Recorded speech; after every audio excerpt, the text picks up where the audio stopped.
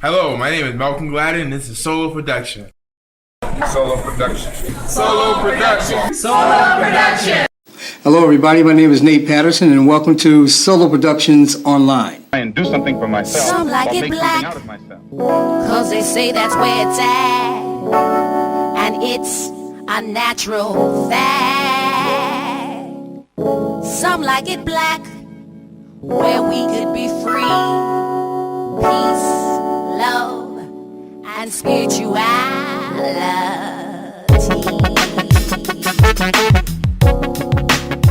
Some like it black, no sugar, no cream, they just want the real thing. Some like our music, some like our style, how we flow in any type of crowd. Some like our women, some like our men, strong features, African. How we blow our horn and dance to the beat, how we play the drums and take it to the street. Some like our hair, can't figure it out, asking all type of questions, trying to figure it out. Like it black, no sugar, no cream, they just want the real thing. Some like it black, no sugar, no cream, they just want the real thing. Some like it black, cause they say that's where it's at, and it's a natural fact. Some like it black, where we could be free, peace. When I was coming up back in the 60s, we were young kids, me and my sisters and all of us used to look at people and look at their complexions, and we would compare them to some sayings that we had. If you were, nice and brown skin, you were paper sack tan, or if you were a little darker, you were mahogany brown, and then you were yellow, which was the preferred color of black people back at that time because it was close to being white.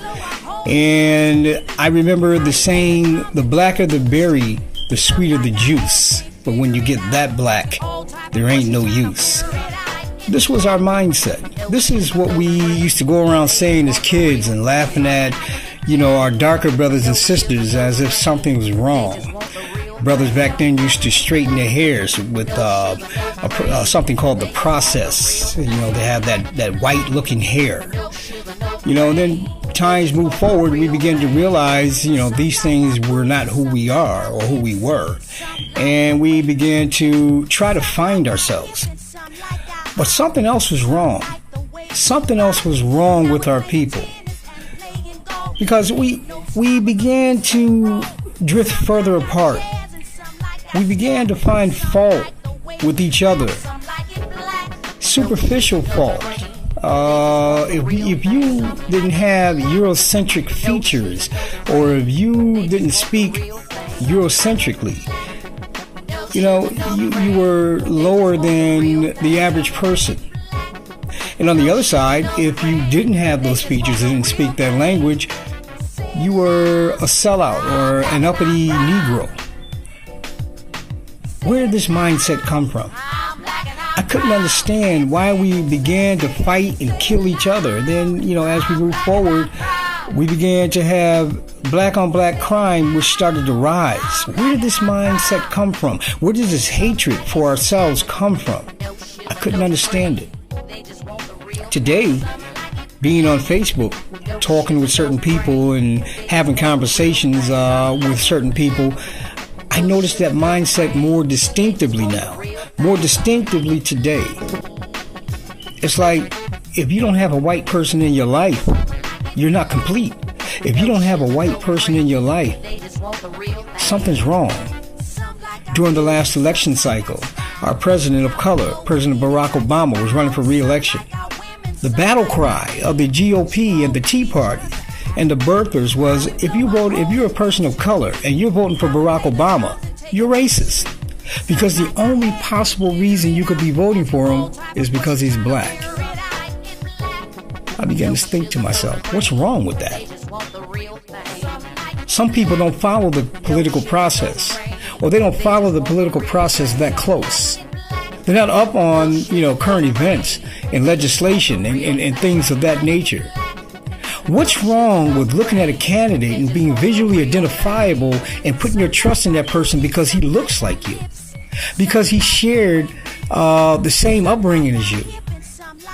I mean, to date, All our presidents have been millionaires, silver spoon babies, coming from well-to-do families. How can they identify with a man, with a young black man growing up in the hood? It's not possible. But this man, Barack Obama, grew up the same way that I did.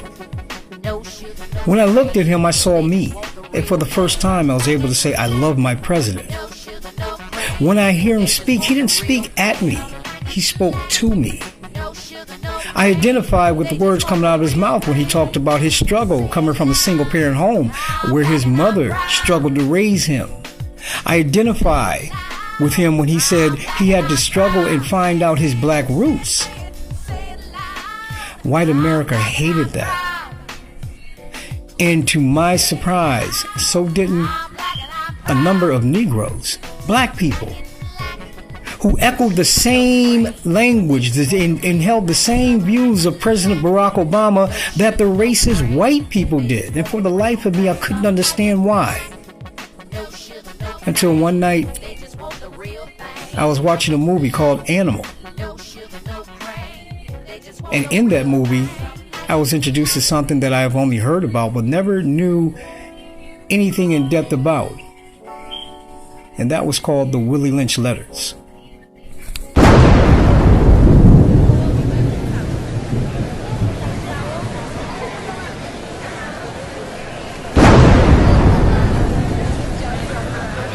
I have a foolproof method for controlling your black slaves. I guarantee every one of you that if installed correctly, it will control the slaves for at least 300 years. Distrust is stronger than trust, and envy is stronger than adulation, respect, or admiration. The black slaves, after receiving this indoctrination, shall carry on and will become self-refueling and self-regenerating for hundreds of years, maybe thousands. Don't forget, you must pitch the old black male versus the young black male, and the young black male against the old black male. You must use the dark-skinned slaves versus the light-skinned slaves, and the light-skinned slaves versus the dark-skinned slaves. You must use the female versus the male, and the male versus the female. You must also have white servants and overseers who distrust all blacks. But it is necessary that your slaves trust and depend on us. They must love, respect, and trust only us. Gentlemen, these kids are your keys to control. Have your wives and children use them. Never miss an opportunity. If used intentionally for 1 year, the slaves themselves will be perpetually mistrustful. Thank you, gentlemen.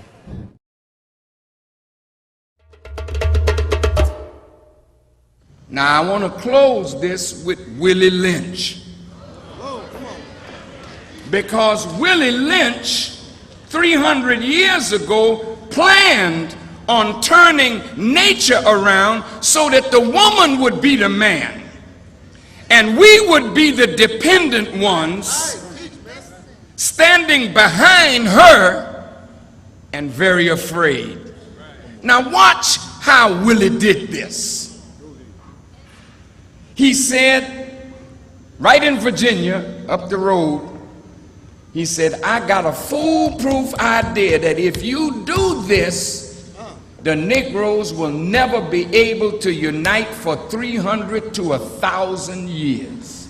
Listen, lay it out, minister, lay it out. And in a few years, Willie Lynch will have delivered that speech 300 years ago. And here's the way it went. He said, I take my slaves and I look at their differences and I multiply them. I make their differences bigger. Start with age and turn the young against the old and the old against the young. Still going on. Then he said, then you deal with color. When all the slaves came, they were all jet black. But he said, you put your sperm in one of the black women, she produced a brownish baby. Then you add a little more of us and you put a lighter color until you get one that can pass. And then you put them all against each other. Then you take hair, coarse hair, fine hair, and you divide them that way. Then you take the size of the plantation that one slave is on and you make them fight because my boss got a bigger plantation than your boss. Then you take north against south, east against west. Then you deal with status on the plantation, a field nigger and a house nigger and a foreman, a driver man, and you make them all hate each other.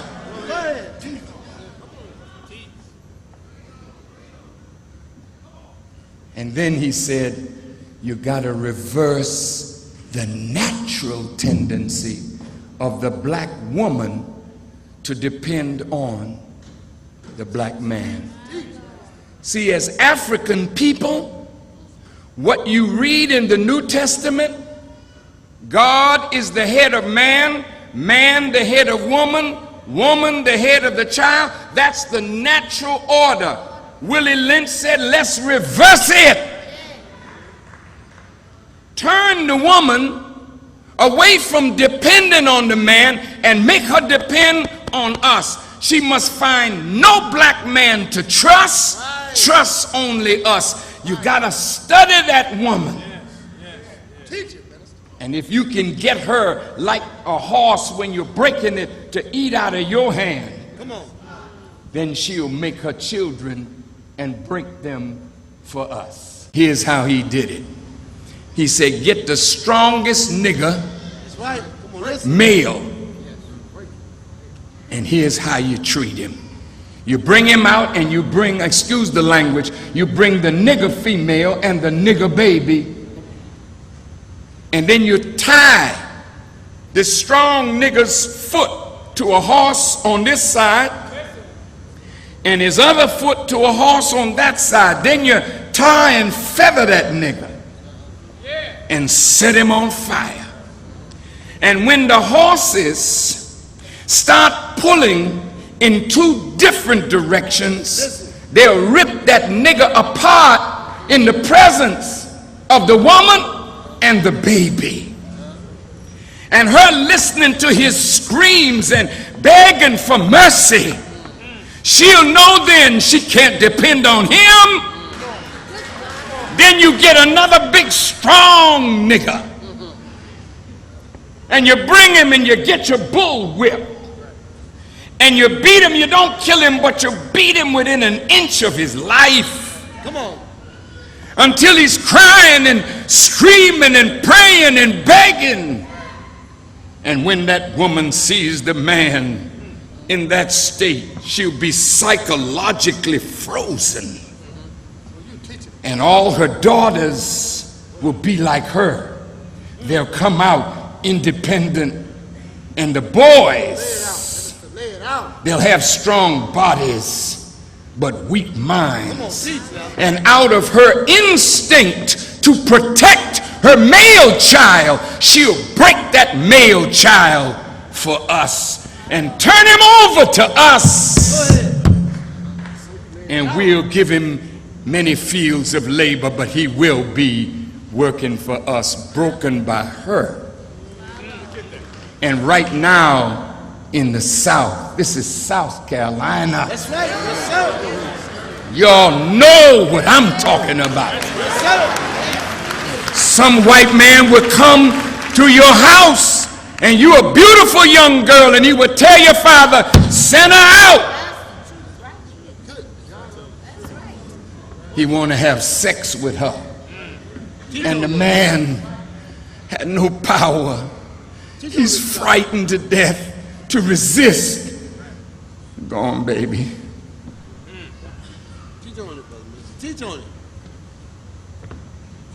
And right now, you look at the plot. Black women filling the colleges. Black men filling the jails. Where, sister, is your man gonna come from?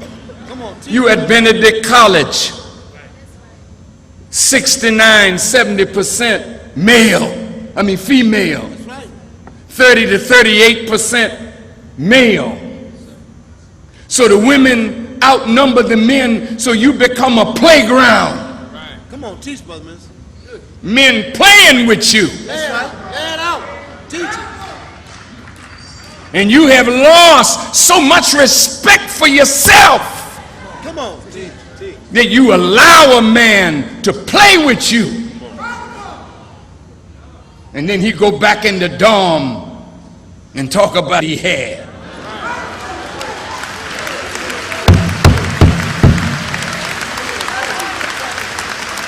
We have become so degraded now that when rap started in the South Bronx, it was young black men using the art of the spoken word, but that was rap. That's right.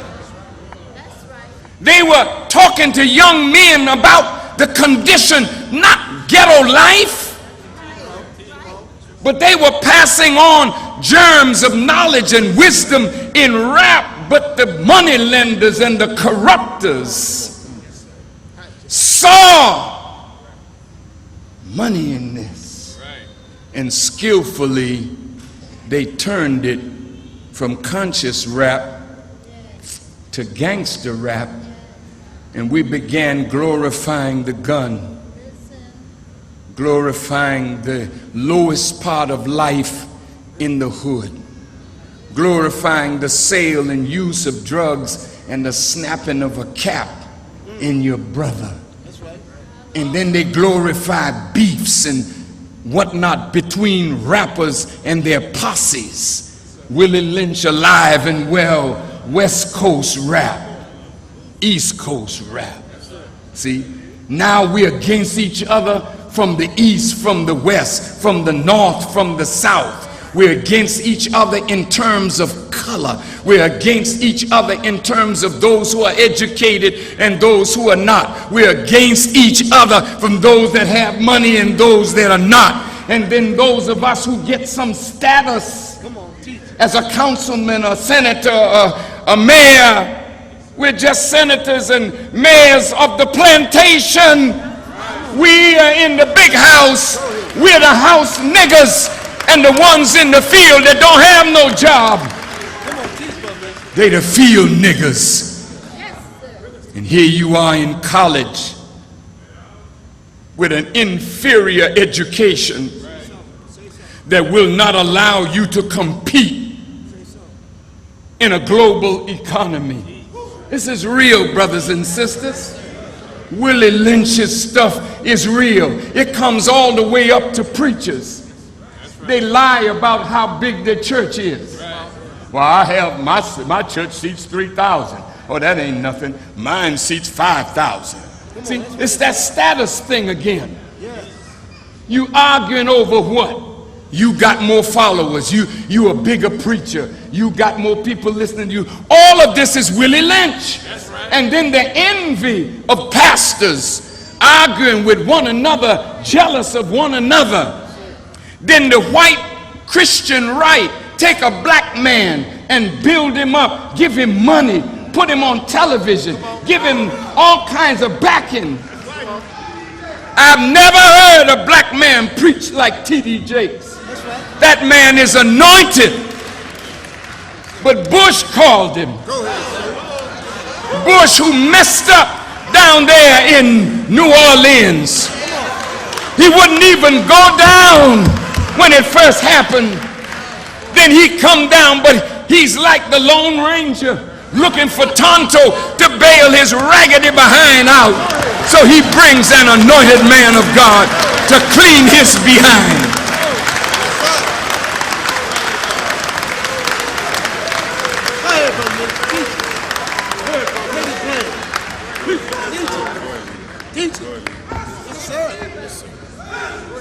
Now, brothers and sisters, in my conclusion,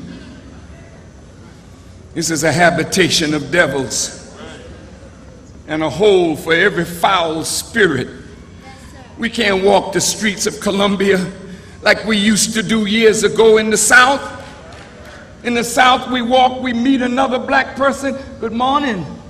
You don't have to know them. Good morning. Good afternoon. How are you? Doors wasn't locked. You didn't lock your doors against one another. But today the spirit is so foul among us. We kill each other over a parking space. Kill each other over who won the shot when you're shooting crap, when you're gambling. I've seen black men killed over a burger. Come on, teach. Human life means nothing no more. That's right. We weren't like this in the darkest days of slavery, brothers and sisters. We are worse now as a people than we have ever been. And now I say to you all, God is angry with America, but God is also displeased with us.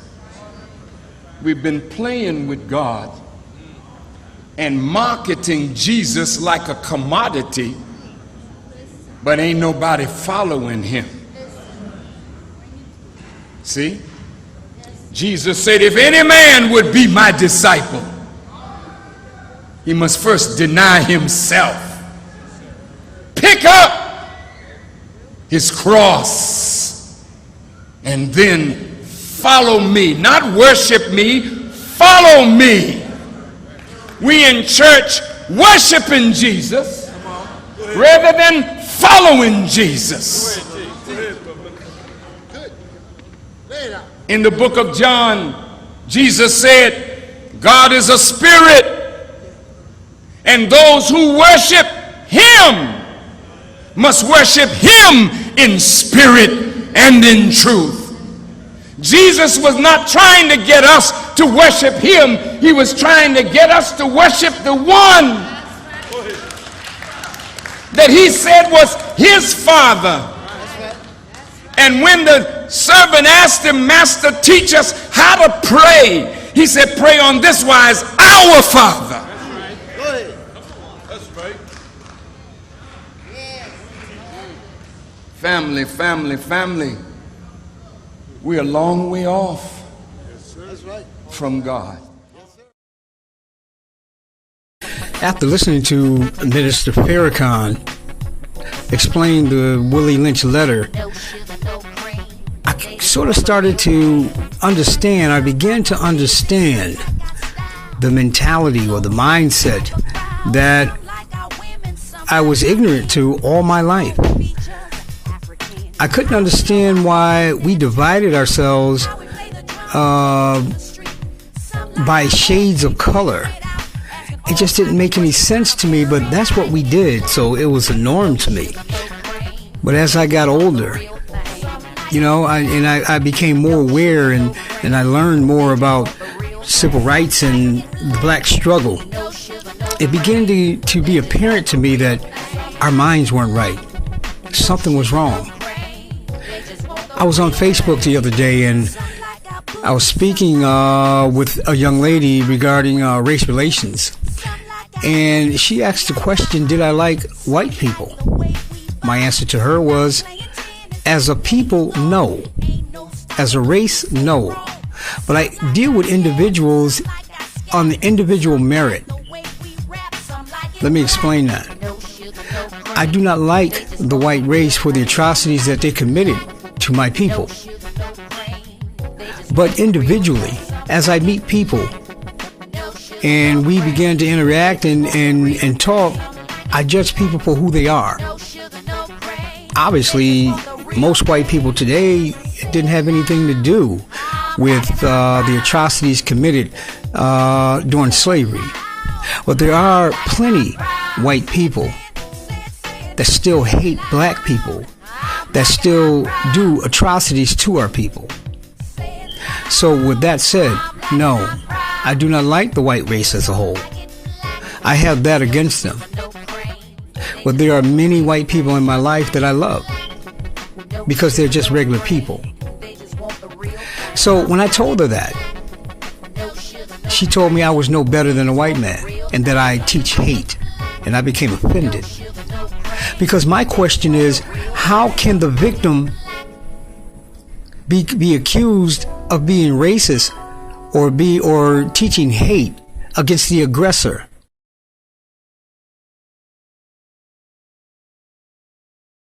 James Allen has collected a photographic record of racial violence in the South. For the past 20 years, he's found horrifying pictures in the family albums of ordinary Southern homes. Many are postcards that were mass-produced as souvenirs.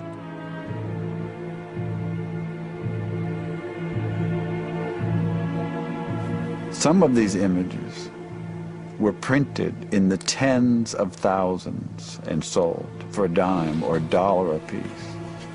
Some of the postcards tell you where to write and the discounts you'll get if you buy 1, 10, or 100.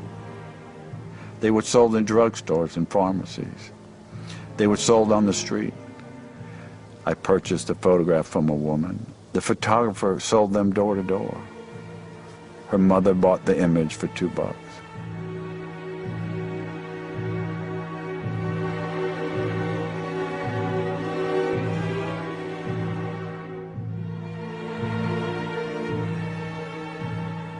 A murder that is of particular interest to me was of a 17-year-old boy by the name of Jess Washington in Waco, Texas, in 1916. He was seriously mentally challenged. The wife of the farmer that he worked for was found dead. He was arrested. He was brought to trial. The trial took from 10 until 12. And when the jury came back at noon and found him guilty, someone in the courtroom, and it would have been anyone in the courtroom, screamed out, "Get that nigger." And one of the worst and cruelest treatments of a human being began. Jess was kicked down out of the courthouse, down the back steps where a crowd of several hundred was waiting for him. They put a chain on his neck. There were 16,000 people crowding the street to watch this boy be tortured.